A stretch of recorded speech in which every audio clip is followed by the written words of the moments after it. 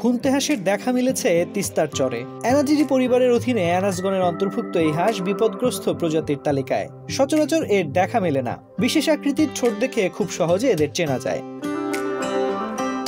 শীতকালে বাংলাদেশে কদাচিৎ এই হাঁস দেখা যায়। এরা বাংলাদেশের পরিযায়ী পাখি হিসেবেও পরিচিত। এরা আকারে 19 থেকে 20 ইঞ্চি পর্যন্ত হতে পারে। পাখার বিস্তৃতি 30 ইঞ্চির মতো হয়ে থাকে এবং ওজনে এরা সাধারণত 500 থেকে 600 গ্রাম হয়ে থাকে। অপ্রাপ্ত বয়স্ক পুরুষ হাঁস দেখতে স্ত্রী হাঁসের মতো। স্ত্রী হাঁসের গায়ের রং খয়েরি এবং এর সাথে কালো কালো ফোঁটা দাগ রয়েছে। এদের দেখতে অনেকটা স্ত্রী নীলমাথা হাঁসের মতো মনে হয়, তবে এদের ঠোঁট অনেক বড় বলে অন্য হাঁসের চেয়ে আলাদা। ঠোঁট কমলা রঙের। Double million offer Walton fridge কিনে পেতে পারেন 20 লক্ষ টাকা, রয়েছে কোটি কোটি টাকার নিশ্চিত উপহার।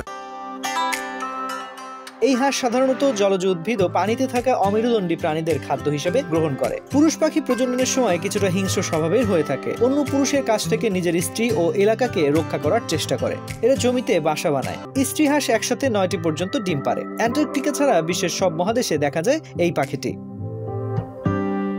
উত্তরে খুন্তে হাঁসের ছবিটি গত বৃহস্পতিবার রংপুরের তিস্তা নদীর চর এলাকা থেকে তুলেছেন রংপুরের বেগম রোকেয়া বিশ্ববিদ্যালয়ের বাংলা বিভাগের শিক্ষক শৌখিন আলোকচিত্রী ডক্টর তুহিন ওয়াদুদ। তিনি বলেন, কয়েক দশক ধরে এদের সংখ্যা কমছে, তবে এখনো আশঙ্কাজনক পর্যায়ে পৌঁছেনি। সে কারণে IUCN এই প্রজাতিটিকে ন্যূনতম বিপদগ্রস্ত বলে ঘোষণা করেছে। বাংলাদেশের বন্যপ্রাণী আইনে এই প্রজাতিটিকে এখনো সংরক্ষিত ঘোষণা করা হয়নি। তানজির রহমান, বাংলাদেশ প্রতিদিন।